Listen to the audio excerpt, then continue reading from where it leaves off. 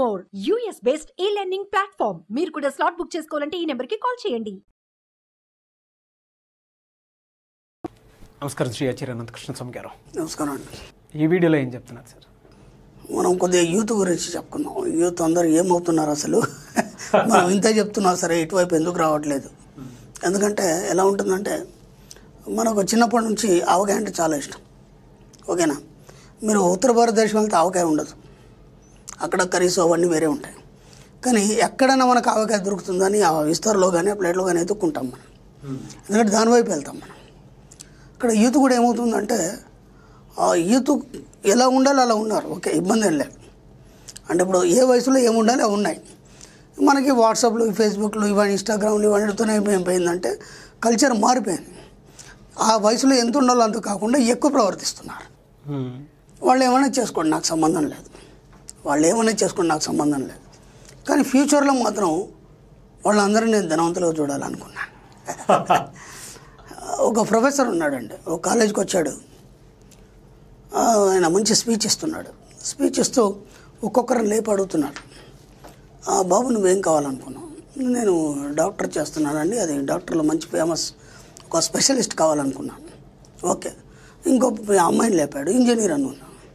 ఇలా వాళ్ళు ఒక్కొక్కటి ఏమేమి అనుకున్నారో వాటన్నిటిని వాళ్ళు చెప్తూ పోతున్నారు. వాళ్ళు ఆయన బాధపడ్డాడు.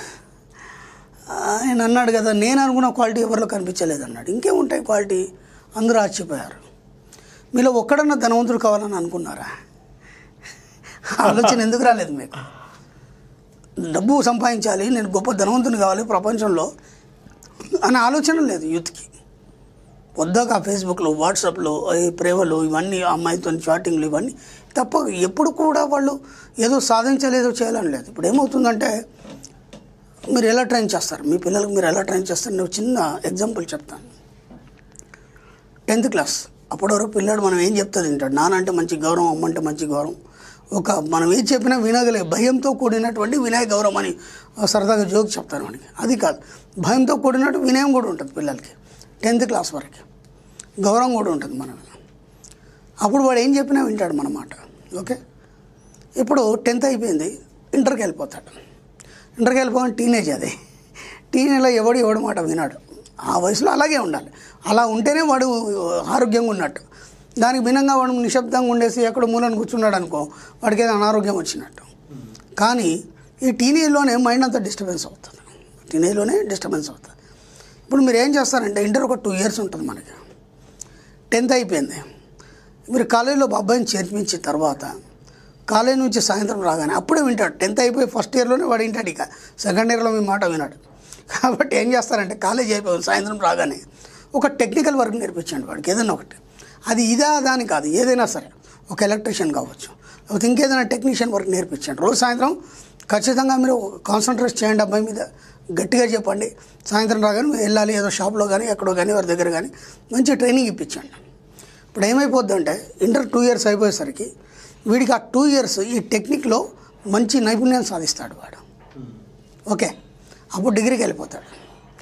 డిగ్రీకి వెళ్ళిన తర్వాత వాడు మిమ్మల్ని డబ్బులు అడిగాడు. డబ్బు సంపాదించడం మీద అలవాటు అయిపోతుంది. ఈ వర్క్ నేర్చుకున్నాడు కాబట్టి, చిన్న చిన్న పనులు చేస్తాడు కాబట్టి వాడికి సొంతంగా డబ్బులు వస్తుంటాయి. అప్పుడు వాడు ఎంత హ్యాపీగా ఉంటాడంటే ఇంట్లో అడిగే అవసరం లేదు, వాడే సంపాదించుకుంటాడు. ఇప్పుడు ఏమవుతుంది, ఈ 2 yearsలో ఇంటర్తో పాటు వాడికి ఒక పనిని ఇచ్చిన వాళ్ళు అవుతారు. ఆ పని ద్వారా మీరు డబ్బుని ఇచ్చిన వాళ్ళు అవుతారు. అప్పటి నుంచే డబ్బును అలవాటు చేయండి.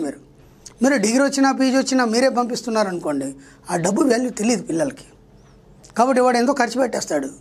ఇక డిగ్రీకి వచ్చేసరికంటే ఇంటర్ అయిపోయి డిగ్రీ లోపల అమ్మాయితో పరిచయాలు, చాటింగ్లు. ఇప్పుడు వీడికే దిక్కులేదు, మీరు పంపిస్తే కానీ ఇక్కడ సిటీలో నడవదు వాడికి. ఎందుకంటే మనం ఉన్న ప్రాంతాల్లో చదువు బాగా చెప్పారని మనకి ఒక మైండ్లో పడిపోయింది, సిటీలో అయితే బాగా చదువుతారని. అలాంటిది ఏం లేదు. అక్కడ వాళ్ళు మంచి మంచి నైపుణ్యం కలిగినట్టు ఉపాధ్యాయులు ఉంటారు, లెక్చరర్లు ఉంటారు. మ్యాక్సిమం మీ దగ్గరే ఉంచుకోండి పిల్లల్ని డిగ్రీ కంప్లీట్ అయ్యే వరకు. ఎందుకంటే డిగ్రీలో పరిపక్వత అనేది వస్తుంది, ఆ వయసుకి పరిపక్వత అనేది వస్తుంది.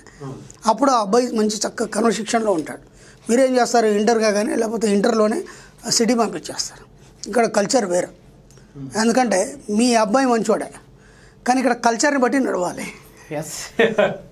నడవలేదనుకోండి వాడిని ఆట పట్టిస్తారు. దాంతో ఏమైపోతాడు, పిల్లడు మైండ్ డిస్టర్బెన్స్ అవుతుంది మీకు. ఇదంతా మీరు ఏం ఆలోచించట్లేదు. మా అబ్బాయి ఎక్కడ చదువుతున్నాడు, సిటీలో పెద్ద కాలేజీలో చదువుతున్నాడు, అదేదో గొప్ప అనుకుంటున్నారు. కాదు, ఇక్కడ ఏమవుతుంది, ఆ కల్చర్కి తగ్గట్టు అబ్బాయి మారాలి. మారినప్పుడు ఏమవుతుంది, ఖర్చు అవుతుంది. ఖర్చు అయినప్పుడు ఆ ఖర్చు ఎవరు పంపించాలి, వాడికి ఇన్కమ్ సోర్స్ లేదు కాబట్టి మీరే పంపించాలి. దాంతో ఏమవుతుంది, మీరు అనుకున్నాను కంటే అదనంగా ఖర్చు అవుతుంది.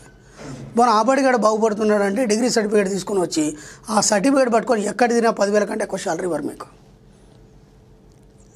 ఆ తర్వాత పీజీ చేస్తే కనుక, పీజీ కంప్లీట్ అయితే కనుక వాడికి 20,000, 25,000, లాస్ట్ 30,000 వాడు టాలెంట్ని బట్టి. అందుకంటే శాలరీస్ లేవు. దానికోసం వాడు ఎక్కడ నుండి ఎక్కడికి వెళ్ళాలి. మళ్ళీ మీ దగ్గర ఉన్నాడు, మీ దగ్గర అంత సోర్స్ ఉండదు. సిటీలో అయితే ఏదో సోర్స్ ఉంటుంది అనుకుని ఇక్కడ ఎత్తుకుంటాడు. దాంతో ఏమైపోతుంది, ఆ 20,000-30,000కి వాడు ప్రొద్దున పోయి సాయంత్రం టైర్డ్ అయిపోయి రావాల్సి వస్తుంది. ఆ మధ్యలో ఎన్నో పరిచయాలు, వాళ్ళతో వీడు అన్నీ మెయింటైన్ చేయాలి. ఆ వచ్చిన శాలరీ దానికి సరిపోతుంది. ఇక వాడు ఏం సంపాదిస్తాడు, డబ్బు మీద వాడి వాల్యూ ఏముంది, డబ్బు గురించి మీరు ఏం నేర్పారు ఇప్పటిదాకా, రేపు పెళ్ళైన తర్వాత అమ్మాయిని ఎలా పోషించుకుంటాడు. అయిపోయిందా?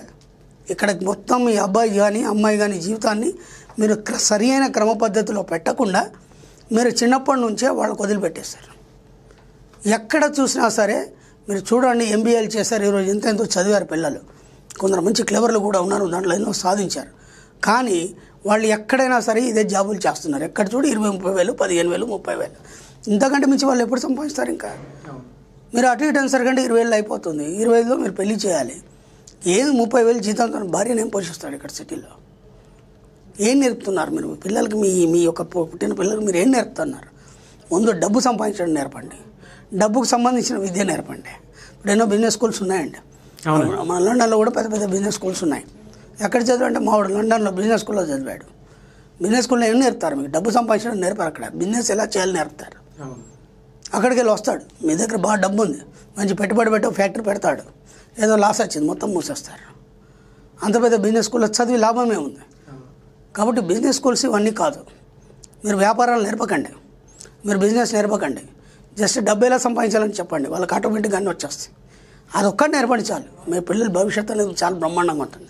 చిన్నప్పటి నుంచే డబ్బు మీద ప్రేమను పెంచండి. చిన్నప్పటి నుంచి డబ్బు విలువను తెలియచేయండి. డబ్బు ఎంత సంపాదిస్తే మీ విలువ ఎలా పెరుగుతుందని చెప్పండి. ఇలా ప్రతి దగ్గర డబ్బు గురించి మాత్రమే చెప్పండి మీ పిల్లలకి. వాళ్ళు ఎంతో గొప్ప ఉన్నత స్థాయికి వెళ్ళిపోతారు. ఇంకా వాడు ఏం చేయాల్సిన అవసరం లేదు. ఎప్పుడైతే డబ్బులు సృష్టించుకోవడం తెలిసిందో ఆటోమేటిక్గా అన్నీ ఆటోమేటిక్గా వాడి దగ్గరకు వస్తాయి. మీరు ఇంకేం చెప్పాల్సిన అవసరం లేదు. వాడు ఎక్కడున్నా బతికేస్తాడు. వాడు మన దేశంలో కాదు, విదేశాల్లోనే ఎక్కడున్నా సరే బతికేస్తాడు. ఎందుకంటే తనకేం కావాలో తను సృష్టించుకుంటాడు. ఇంకా పొద్దాక మీరు దగ్గర నుండి చెప్పలేరు. మీరు పరిస్థితి అంతా పొద్దాక దగ్గర నుండి చెప్పలేరు. కాబట్టి ఈ సృష్టించుకోవడం అనేది ఒక విద్య కనుక మీరు నేర్పితే వాళ్ళకి, ఇది కనుక తెలిస్తే అయిపోయింది. వాడు ఎక్కడ పోయినా సరే హ్యాపీగా బతికేస్తాడు. ఇక వాళ్ళ గురించి మీరేం ఆలోచించే అవసరం లేదు. దయచేసి పిల్లలకి డబ్బు గురించి నేర్పండి, డబ్బు విలువ గురించి తెలియచేయండి, డబ్బుని ఎలా సృష్టించుకోవడం నేర్పండి. ఇంతకంటే ఇక మీరేం చేయాల్సిన అవసరం లేదు. మీరు ఎంత చదివించినా మళ్ళీ గదే 20 వెళ్తాను, వాడు అంతే ఉంటాడు లైఫ్ అంతా. అంతకంటే ఎక్కేం లేదు. ఇప్పుడు మనం ఈ కరోనా టైంలో చూసాం, పెద్ద పెద్ద స్టార్టప్ కంపెనీలు, పెద్ద పెద్ద కంపెనీస్ ఉన్నాయి మనకి. అప్పుడు సాఫ్ట్వేర్ ఇంజనీర్లు ఏదేదో ఉన్నారు. వాళ్ళ పరిస్థితి కూడా కుదేలైపోయింది. ఎంత భయంకరమైన స్థితి గడిపారు వాళ్ళు.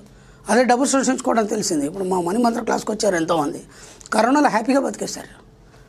కొత్త కొత్త బిజినెస్లు మొదలుపెట్టారు. నేను చెప్పాను కరోనా మనకు ఎంతో నేర్పింది అని చెప్పాను.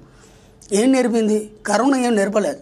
వాళ్ళకి సృష్టించుకోవడం తెలిసింది కాబట్టి అది కరోనా అనేది ఇంకేమన్నా రాని వాళ్ళు హాయిగా సృష్టించుకొని వాళ్ళకి ఏం కావాల్సిన అవన్నీ పొంది హ్యాపీగా ఉండగలిగారు. అది ఒక్కటి నేర్పించారు మీ పిల్లలకి, హ్యాపీగా ఉంటారు. ఎక్కడ పోయినా సరే హ్యాపీగా ఉండగలుగుతారు.